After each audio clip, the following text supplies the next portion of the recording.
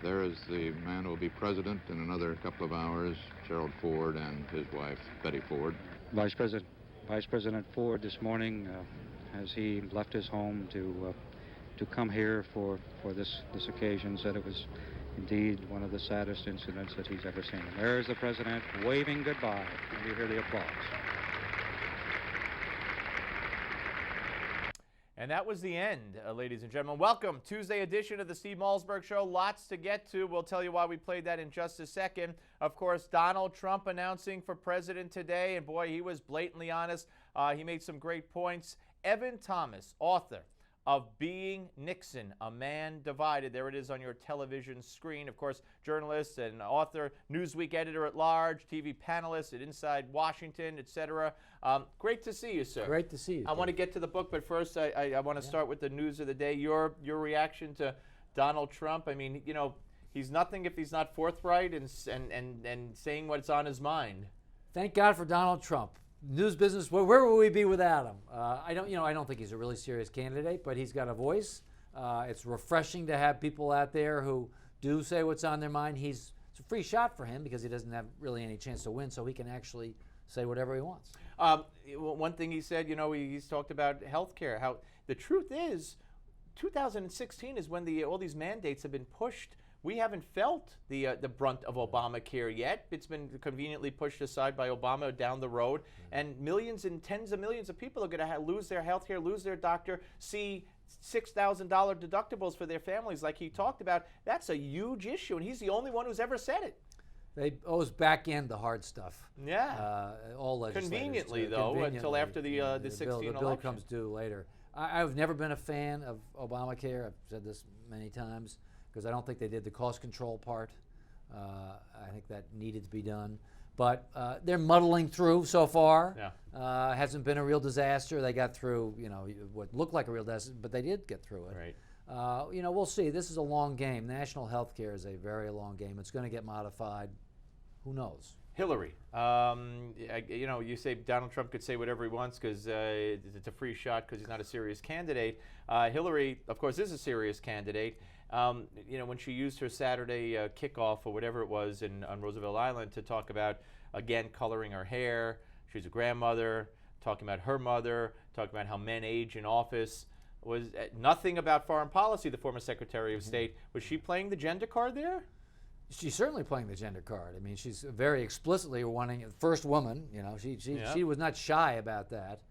She was hawkish on foreign policy when that was useful to her. I mean, she wanted to be back in the day when the Democratic Party was seen as the mommy party and the Republicans were seen as the daddy party. And she's mom. She had to look more like dad, if you get my drift. Right. And so she was a hawk. But this is not a convenient time for her to be a hawk. So she's not talking about foreign policy. All right, well, she's going to have to, though, right? Of course, of course. I mean, Sid Blumenthal was deposed today in private by the Select Committee on Benghazi. Turns out there's emails that he had sent to her, correspondence between the two of them, that now the committee is seeing that they never saw before. And they don't know if it's because Hillary didn't hand it over or because the State Department withheld it. I mean, does this have legs in your view at all? Hillary likes to cover things up. I don't think she's quite Richard Nixon on that, but she has a long history of hiding things. I covered her back in the 90s when I was at Newsweek, and I covered Whitewater, and we saw it then. I don't know how egregious it is in this case. I don't know enough about the facts, but she does have a tendency in this area to stonewall. She's actually pretty good at it. All right, and before we get, I want to morph into Nixon in a second, but to that end, when you and I were talking before we went on, that she was on the Watergate committee, right. And so as far as you and I know, I mean, she wasn't on it for long. She got kicked off or something. But the fact that we don't know, she's good at covering things up. But is the media complicit in helping her cover things up? I mean, there's her representation of the Black Panthers. There's her time on that Watergate committee that we don't know exactly why she wasn't on it anymore. There's that tape that emerged of her defending a child molester, where she was, some would say by hearing it, and I heard it, was bragging about getting him off on a technicality. If this was any other candidate, wouldn't we all know about these things? I think the press has a liberal bias. I've said this publicly for years. Her view is the press is out to get her. I mean, she has the opposite view of this. On the things you're talking about, I don't know enough to have an opinion about this.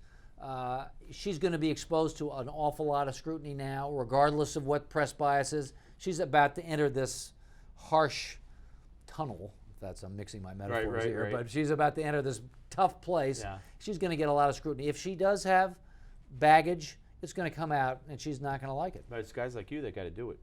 You're the respected journalist. You got to. I'm pretty much a retired journalist right now. And talking about they kicked out a member of a pool representative of the press at her event yesterday twice from the London Daily Mail, I believe. And all the media outlets are outraged. I mean, is that commonplace to kick out a pool representative? Not commonplace. I mean, Hillary does not love the press. That's not news. I'm not saying anything that people don't know. She can be resentful and have a sort of sense of agreement about it. Now, she's not always wrong about this. I mean, there was a small. She used to talk about the vast right-wing conspiracy. Right. There actually was a small right-wing conspiracy to get her on Lewinsky. I know I was part of that because I was at Newsweek at the time, and we were being fed by the right on that. So, even paranoids have enemies. And the press has gone after her, and people have gone. So she's not totally wrong, but she does have a sense of agreement. That's true. And Nixon. How does she compare? You wrote a great piece. The headline in the Wall Street Journal piece that you wrote was Hillary Milhouse Clinton. Talk about your Nixon. First of all, why did you pick Nixon to write about? Actually, I chose Nixon partly because I'd been on the other side. I worked for the Washington Post Company for 24 years. Right. I'm the liberal establishment that Nixon didn't like. Right. That's me, right? That's my employers. So I was really curious, what's it like to be on his side? What's it like to be him? And I used to go to fancy Georgetown parties and all that. The people used to be mean to Richard Nixon. But what's it like to be Richard Nixon? So there's an incredible record on this. There are 3,000 hours of tapes. He wrote a 1,000-page memoir. His chief of staff kept a very intimate diary. So I think you can actually get inside Richard Nixon's head. As you did. You never totally get in. Yeah. Come on, you never totally get in. But since you're retired, quote unquote, you had a lot of time to go over all that. I got a lot of time. I spent a lot of time listening to tapes and going right. into all this. And I think that I got in, and he's an absolutely fascinating character. He is, I think the most interesting political figure of the 20th century. How a guy that shy, that kind of ill at ease around other human beings, could rise to that level. Could become the most powerful person in the world through politics, through getting elected. People had to cast votes for him. And accomplish a lot of things. And he accomplished a lot. People we forget. You look at his record, for better, for worse, a lot of people think he was a liberal. He also saved Israel during the Yom Kippur War. This is one of the complicated things about Richard Nixon, because he can make anti-Semitic comments. You can hear him on the tapes. But he answered Golda Meir's call. He did, yeah. And in a big way. When his bureaucracy was dragging their feet, he said, send the airplanes. Now, yeah. He loved Golda Meir. Yeah. He may have said some anti-Semitic things, but he loved Golda Meir. Great book, folks. Being Nixon, A Man Divided, Evan Thomas. I want to play something for you. I'm not catching you off guard, I hope, but I want you to see, I want your reaction to it now. It's 6 years later. Let's roll it. He has a very different job from Reagan was all about America. And you talked about it. Obama we are above that now. We're not just parochial. We're not just chauvinistic. We're not just provincial. We stand for something. I mean, in a way, Obama's standing above the country, above the world. He's sort of God. He's going to bring all different sides together. That comment was hung around my neck for a long time, and I was stupid enough to say it.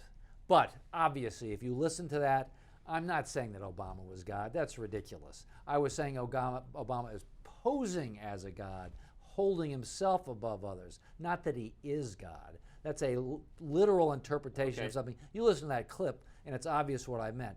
But I was stupid enough to say it, and so you regret saying it, obviously. Obviously, I regret saying it because you can read about it on my Wikipedia And has he page. disappointed you, Obama? Oh yeah, sure he has. We got 15 seconds. What's the biggest disappointment? He was not forceful about getting entitlements under control. He had a chance to do that, and he didn't do it. Great to meet you, sir. Great to see you. Good luck with the book, Thanks. Being Nixon, A Man Divided, Evan Thomas. And we're coming back with Michael Myers of the New York Civil Rights Coalition.